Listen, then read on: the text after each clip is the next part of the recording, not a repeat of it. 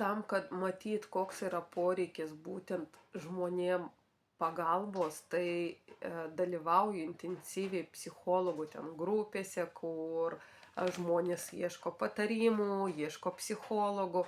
Ir kokią pamačiau tendenciją, kad ko labiausiai trūksta žmonėm. Tai pirmas dalykas, jie labai priklausomi nuo išorinės nuomonės, nuo kitų nuomonės. Tada antras dalykas, iš ko išplaukė tas pirmas, kad jie antiek negirdi savęs, jie antiek nepažįsta savęs, nežino, ko nori. Ir todėl jie priklausomi nuo kitų nuomonės. Tada trečias dalykas, kad yra labai daug baimių būti savim, baimių pasitikėti savim, baimių būti kitokiu, baimių būti laimingam, mylimam ir mylėti.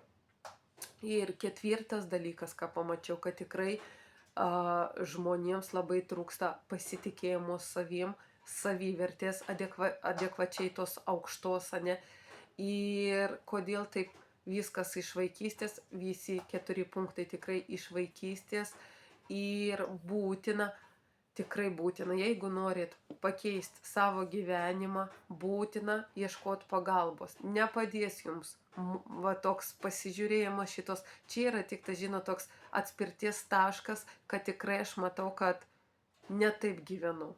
Ir jie jūsų nepakeis, jeigu jūs žiūrėsit. Ačiū Dievui, kad žiūrit, nes reiškia jūsų siela ieško tos pagalbos, ieško kažkokių sprendimo būtų.